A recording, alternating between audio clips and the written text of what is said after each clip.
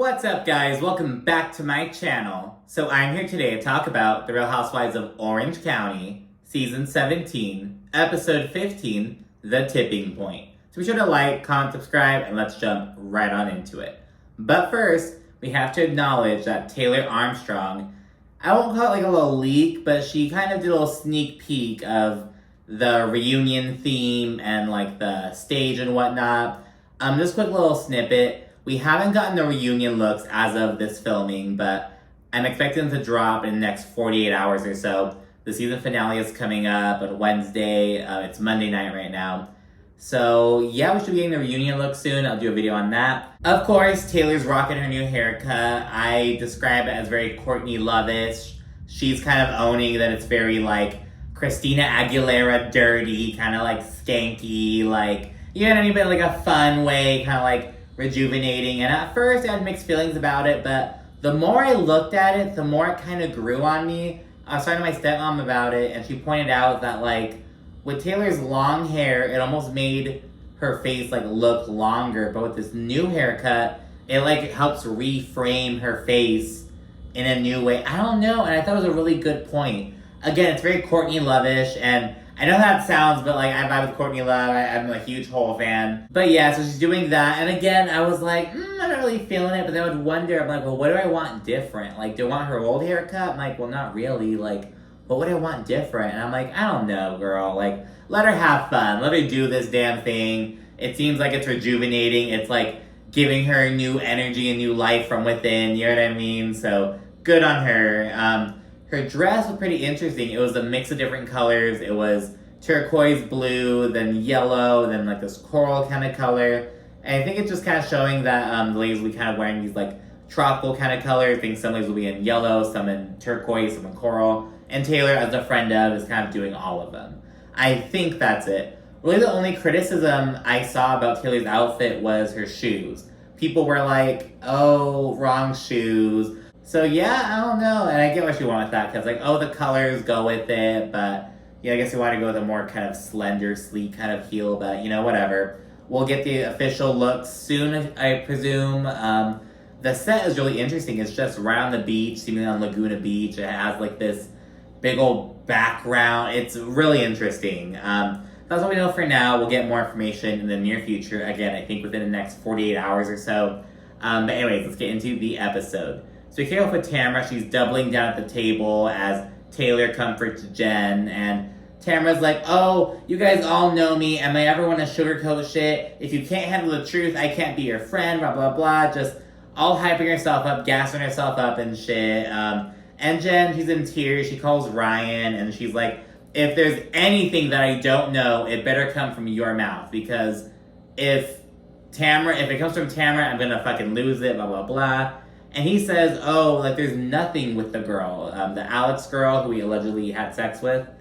And this confuses Jen, because Ryan had previously admitted that, oh yeah, I had sex with her this one time when we were on a break. How convenient. But according to Tamara, Alex and Ryan had sex for a whole year, including during the time while they were together.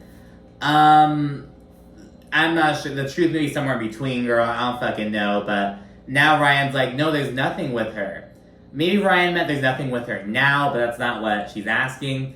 But she's like, well, what do you mean there's nothing with her? You did have sex with her that one time, so kind of contradicting information. Eventually, the ladies break off into two groups. One goes snorkeling while the other parasails.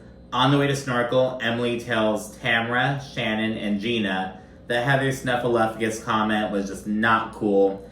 And I was like, how long ago was that comment? And it turns out Heather made that comment like just the day prior, but it has come up in like 3 separate conversations so far. I'm like, how long ago did that shit happen? Apparently not that long ago, but this trip also feels so fucking long. It's like, it just feels so drawn out. I'm like, oh my goodness, I want us all to go home. So yeah, she brings that up. Gina, she sticks up for Heather a little bit and says that she's very sensitive and it has to do with her childhood, kind of like, kind of how Emily attributes some stuff to her childhood and her upbringing. She has that same stories for Heather, and that's why she's kind of unaware. She says that Heather, you know, her mother kind of like nitpicks and whatever with her, and we see a flashback of her mom just being this typical snooty old lady, just like know-it-all, whatever. Just like a Heather, very much a Heather 2.0. Like, if you think Heather's extra and her, like, fancy pants bullshit, her mother is that, like, on crack. You know what I mean? That's very much what it is. She points that out, and she says that Heather never means to offend. She's just so good at it naturally. And at this point, I'll acknowledge, you know, I am not a Heather Dubrow fan. And I feel like a lot of the Heather Dubrow fans are fans because they're like, oh, she's so rich. Oh, she's so fabulous. And I feel like of course the opulence is one part of the Housewives, you know what I mean? But I'm not, you know what I mean? Like, I'm like, ooh, Heather Dubrow, like this big old house. Because, first of all, I feel like Heather and Terry had a lot more fun building the house. They enjoyed the process more than actually living in it. That's why they spent so much time fucking building it and all that shit, only to live in it for 9 years. And that sounds like a long time, but really, it's like you spend all that time building this dream house, this big old thing, put all this fucking energy into that, time, money, and all that shit, and then bemoan how big it is. Like, this, oh, we have all these housekeepers and these landscapers and blah, blah, blah. Like, she enjoyed the process of getting to say, oh, I'm building my house, blah, blah, blah, but she didn't really enjoy actually living in it. And I bring that up to say, you know, I'm like, whatever about Heather's wealth, you know what I mean? I care what she brings to the table. If wealth is all that she brings to the table, it's like, is that enough? You know what I mean? Like, I want you to bring wealth and personality, you know what I mean? And I'll take a little bit less wealth for more personality, you know what I mean? But it should be a mixed bag, you know what I mean? We have other people to bring personality. So I'm okay with, like, a rich bitch, but she's not gonna be I'm not gonna be her number one fan. That's what I'm saying, you know what I mean? So I'm like, whatever about Heather. I think that early in the season, she's kind of getting on my nerves a bit. But in this case, you know what I mean?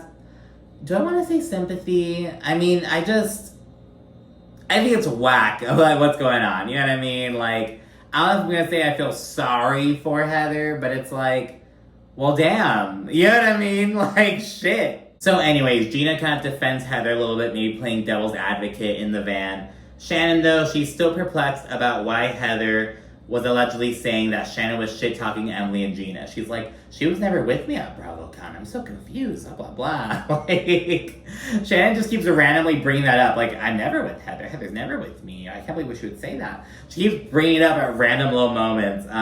While heading to parasailing, Vicky tells Taylor, Jen, and Heather about Happy Endings massages. She brought it up on Ultimate Girls Trip as well, I believe. And yeah, I'm just like, the old Vicky Gunvalson would never talk about this shit. Although, she acknowledged that she got one happy ending in Laguna Beach. And Jen was like, in Laguna? It's like, yes, girl, sex work happens everywhere around us, bitch. You just don't know it. It's just under our fucking noses. It's so funny. I was in Boston with my homie. We were driving by places, and he was like, yep, that's a front. That's a front. That's a front. It's just like, you know, because the people who live there are like, no, whatever. But anyways, yeah, she brings that up. And while Vicky's parasailing, she's freaking the fuck out, just screaming her ass off. Vicky, no! I want to go home! Okay. And when she gets down, she looks like she has like a 1,000-yard stare. She looks like she's seen the horrors of war. She's like, oh my god, like never again. She's so, it was just so funny. We then like flash to Lay's getting dressed for dinner afterwards. Vicky, her happy ending shit comes up again at the table, and she's hella nonchalant about it. She's like, so what, massages are nice. Why can't I say massages?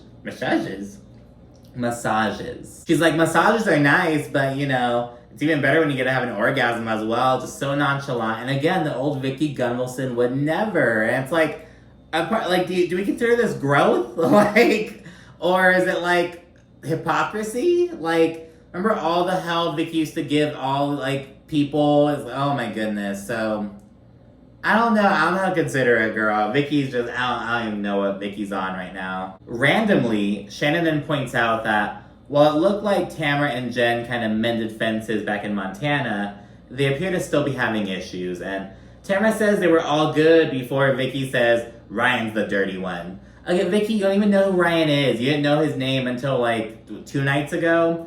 So yeah, really random. Vicky then says that Jen should have made her past marriage work because she has 5 children. And it's like, okay, Vicky, are you forgetting that you left your first marriage when you had 2 very young children? You know what I mean? It's like, girl, like, what? And, she points out, like, oh, I regret leaving Dawn for a player. And, Shannon sticks up for Jen. She's like, that's your story, Vicky, blah, blah, blah. And it's like, yeah, that is Vicky's story, you know what I mean? And she can't be projecting it onto Jen. It's a similar thing to what Gina was doing, like, earlier this season. Like, oh my gosh, you're so open about, like, infidelity, but I'm so hurt by it, blah, blah, blah, blah, blah. Like, it's a similar kind of thing. Like, I don't know, Vicky's just really weird for that and just so uncalled for. Gina really, like, jumps down Vicky's throat. She accuses her of attacking Jen, and Vicky tells Gina to stay out of it and mind her business. Like, girl, you mind your business, you stay out of it. So, but Vicky's whole thing is like, I'm trying to offer her real advice as someone who's made that mistake and regretted it, and I hope she doesn't regret it. So he kind of reframes that. Gina apologizes. I'm like, Gina, I don't think you should apologize, because then Vicky's like, yeah, you're out of line.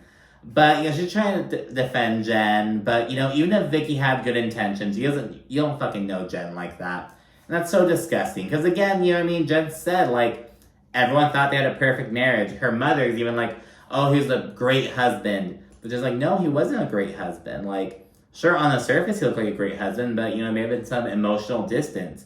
He may have been not the nicest guy to her. He may have been a great father, a great guy in the community, but, maybe not a good husband. Because that's very possible. Sometimes people can be good partners and be crappy in other areas of your life. Girl, someone may be a great fucking wife and a terrible mother.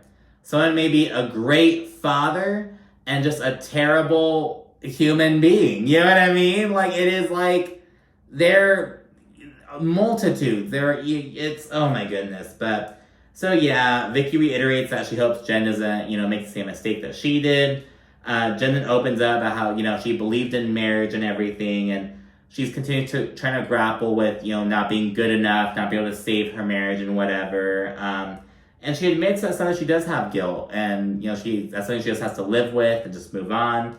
And the whole time, Tara is giddy as fuck, just chowing down on her fucking chips, just, like, having a smile on her face as Jen's getting emotional and being put in the hot seat thanks to Victoria. And the dinner then ends, and it is then day 4, the final day, finally. So we kick off the day by learning that Shannon Bedour has not had a toothbrush this entire time. And she hasn't done anything about it. She says, I just kept thinking someone was gonna get me one. And Tamara's like, why didn't you call the fucking front desk? They're not at some fucking Motel 6. They're at this, like, luxury resort. It's like, they're gonna have a fucking, like, toothbrush for you to use. You know what I mean? Like, oh my god. Like, it'll be a little crappy one, but they'll have a toothbrush for you to use. So Shannon's like, no, just using my towel. Like, and it sounds like she was kind of running it as like, oh yeah, just kind of rub the towel on my teeth. Wasn't even fucking using toothpaste or, oh my god. And it's like, I understand having to rough it or whatever. Like, oh shit, I dropped my toothbrush and I have to go to work right now. Like, I understand having to rough it, but girl, you're not, like, willingly roughing it. And I need to know that Shannon at least borrowed some fucking toothpaste. You know what I mean? Like, hey girl, can I put some toothpaste on my finger? Like, I have to know she at least did that, at least borrowed some mouthwash, but it sounds like she didn't do anything. I'm like, Shannon. So yeah, that happened. And in the van, the fact that Heather Dubrow recently followed Emily comes up. And, Heather's like, well, when I left the group, I unfollowed everyone. And, because she explains that she had, like, FOMO. She was like, I'm leaving the show. I don't want to see stuff. And be like, damn, no show is there. So she unfollowed everyone. And when she came back on the show, she didn't refollow everyone right away because, there are all these people watching that shit. Like, Heather Dubrow followed this person, but not this person. She unfollowed this other person. Like, with the recent Jennifer Aiden, Danielle Cabral stuff, it's like, okay, Danielle is still following Jen, but Jen unfollowed Danielle and her husband. By the way, according to page 6, both parties have allegedly been suspended pending investigation, but who knows? But anyways, that's beside the point. After Heather's like, oh, this is why I didn't follow you back earlier, Emily's like, well, I think things like this are why, there's this distance between you and some other people. And Heather's like, oh, okay, everything's my fault, sure, whatever, everything's a dig. But Gina's like, well, this is your fault. Like, it's your social media. You didn't follow her back. And, you know, Heather's like, it's not that big of a deal. But Gina's like, it is personal. Like, it's social media. It's to stay connected, like each other's shit, comment, you know, react and everything. That's the whole point of it. Emily also says that, you know, this kind of behavior from Heather is her putting herself on a pedestal, like, oh, you little peons can follow me, but I'm not going to follow you back. Yeah. And I really think it's like a generational kind of difference, maybe. Like, you know, Emily and Gina are seeing social media as much more personal than Heather is, because, you know what I mean? There's not that same relationship with it. But my question is, okay, so was Heather already following everyone else? Was Emily the only one she followed? Like, was she already following Gina? I'm like confused, because Heather's saying, I unfollowed everyone and continue not following anyone until recently. But no one else is bringing it up. I don't know. I'm kind of confused. I'm like, well, did Heather, like, only follow Emily? Did she, like, follow everyone? Did she follow everyone else beforehand, but not Emily because they had their kind of issues? I'm not sure. So that's kind of weird. Heather said she feels like a punching bag and that everyone's just jumping on her. Like, she can't do anything right. She's like, if I'm not following you, it's an issue. Now that I'm following you, it's an issue. Like, what the fuck? And that's the thing. You know what I mean? Because once you start following someone, they get notification. And it's like, oh, okay, bitch, all of a fucking sudden, you weren't following me before, now you are. Like, I don't know. It's complicated. Social media politics, to be honest. Really fucking weird. Before getting off with the shopping group, because half the girls are going shopping while the other half are going to a shaman, Heather, she says that she just wants to go home. And audio shows that Heather's, like, getting emotional, and she's saying she hates everyone and all this stuff. It sounds like she's on the phone with Terry, I presume. I'm not sure. There's no, like, video of it. It's just, like, the audio. And this is the second time this has happened this season with Heather. Like, where we hear audio of her getting emotional, but we don't see anything. So she just kind of hides or whatever. We still get to hear it. So that happens. Tamra, Vicky, Shannon, and Jen go to the shaman. And Vicky is, like, all concerned about what the shaman, like, believes in. She's like, does he believe in God? Is this, like, voodoo? Like, what the hell is this? And I remembered back when Megan King Edmonds was on the show. Her name's Megan King now. I think, yeah, just Megan King. When she was on the show back in the day, Vicky said something, and it was like, oh, like, they're not even a Christian. And Megan was like, Christianity has nothing to do with it. And Vicky was like, of course it does! Of course it has to do, like, one of the things, like, oh, you're not a good person unless you're a Christian. It's like, oh, so can Muslim people not be good people? Like, can Jewish people not be good people? But again, it's like, oh, well, Judeo-Christian, like, it's different. But, you know what I mean? I was like, okay, girl, like, can atheists not be good people? Like, so, I don't know, it's kind of old school mentality. She kind of poured into that a little bit. She's also asking all these questions, like, the shaman, he's burning this thing. And she's like, what is this? What are you burning? Like, just all into it. It's like, girl, let him do his damn thing. So yeah, just doing all this shit. Tamara says that she wants to come from a place of love, eliminate hate, and get her friends to trust her. All this bullshit, just complete hogwash.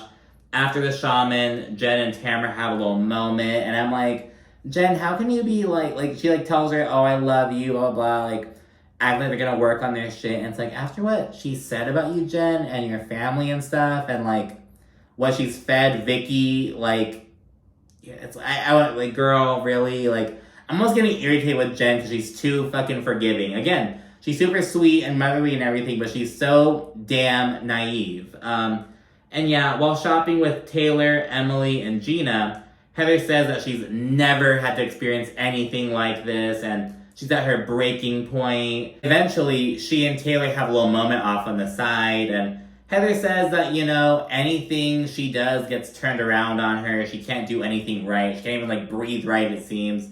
And Taylor says, you know, the others may feel inferior due to Heather's wealth. And Heather's like, I'm not going to apologize for having money. And you already know all the fucking Heather Dubrow stans are going to love that shit. Like, okay, Heather, let these bitches know, blah, blah, blah. But I feel like it's less about the amount of money that Heather has and the way that she presents herself. You know what I mean? It's like, you can have all the money in the world, but it doesn't mean you gotta be pretentious.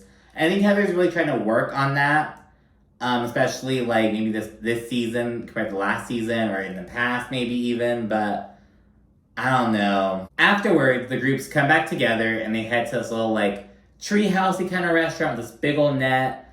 The shopping group gets there a little bit earlier and they like head up the staircase from behind and sit at the table. And then the shaman group comes, but from where the shaman group is, it looks like, oh shit, the only way to get to this table is to cross this net. Like these fucking like a trapeze net almost, like just one of those kind of things. So Tamara and Jen cross it like nothing, just whatever. Vicky and Shannon do not have the same coordination or anything, and Shannon in particular is freaking the fuck out. Like she kind of puts her foot on and kind of test it, and she's like, oh no, like I can't, and she's freaking out. A staff member comes within like 5.5 feet of her, and she's like, don't push me! Don't push me! And it's like, lady, he's not gonna push you. He's trying to like make sure you're okay. Oh my god, like, I feel so bad for him almost. It's like all that shit. She then tries to get on, but her dumbass, she like steps on a pillow. And it's like, well, first of all, that you're gonna fall. Like, you have better luck getting a firm like stance on just the net rather than the net and the pillow. But she tries stepping on a pillow. She then falls on her ass. She's like, I can't do it. I'm sorry. And she crawls away, showing her ass. We see her Spanx and everything. And she's crawling on the floor. And it's like, Shannon storms the door. What are you doing, ma'am? Shannon's a fucking mess. I'm sorry. Between this and her recent DUI bullshit and the circumstances around that. Oh my, Shannon. And the shit on the season with like forgetting the shit she says about her relationship. And Shannon, girl, you are a mess. So anyways, we then segue to having lunch, and Vicky mentions how she and her man are kind of taking it slow. She would be open to marrying him, but she wants to go slow. She's really being aware of that right now. And Heather says that, this is the first time she's seen Vicky, like, not give 100% of herself, saying, I can't do that. And she's like, oh, it makes me happy, but also kind of sad. Like, it's kind of bittersweet. And the moment Heather says this, we see a little glimmer in Tamara's eye. Because then she says, oh, Heather, didn't you say that Shannon wasn't all in her relationship back in Montana? Mind you, this is episode 15, and the Montana trip was like episode 3 or 4 or whatever.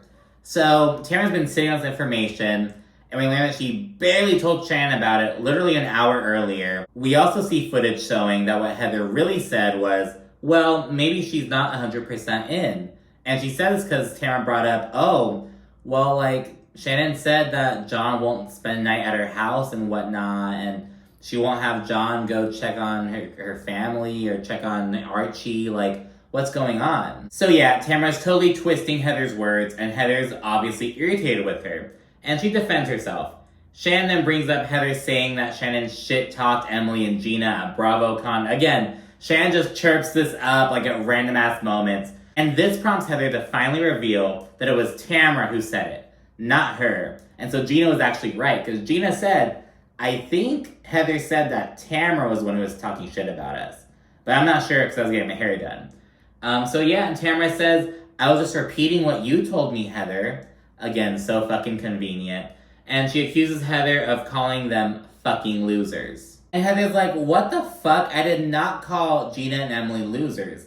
I said that Noella and Jen, the old Jen, Dr. Jen, that they were fucking losers. So that happens. Tamara, she doubles down. And she's like, nope, you said that Gina and Emily were fucking losers, blah, blah, blah. All this stuff. Vicky then leaves the table. She's like, this is just too much. I can't. She leaves the table kind of emotional and goes to have shots elsewhere. Even though she's not in this at all. She just feels like it's getting too nasty and whatnot. And Gina enters the conversation, and she actually gets on Heather. Because I feel like she should have told her that Tamara's calling her a loser. And Tamara, she says that no, Heather called you a loser, Gina. And Heather denies this, but Gina gets super upset and leaves the table. It's like, Gina, you were saying earlier this season how, Tamara was full of all this shit. You couldn't trust her. She's like the devil. All this stuff. And you were the only one who was seeing through her bullshit. Now you're like under the spell. So it's super frustrating. And, we also see Heather really like taking the brunt of this bullshit. But after the reunion, we saw a photo of her with Tamara and Shannon. So it's like, oh, I guess she and Tamara are all good now. Whoop-de-fucking-do. So I don't know, girl. But yeah, Gina genuinely believes that Heather was saying nasty things about her. And, you know, I think that speaks to, like, maybe the insecurities that Gina was feeling about the friendship. And maybe, like, why is Heather friends with me? Like, why would she be friends with me? She's so fabulous. I think maybe she had in the back of her mind, oh, maybe she's making fun of me. And this is kind of like, apparently Tamara saying this is all the confirmation Gina needs. Even though, as I mentioned, Gina was previously, oh, you can't trust a word out of Tamara's mouth. Tamara's a shit stirrer. She, like, spins all these narratives, blah, blah, blah. But yeah, Gina's under her spell right now. Heather leaves the table, and Vicky, like, emotionally consoles her on the side. She says that she's matured a lot over the years, and she knows what's important, and this bullshit is not it.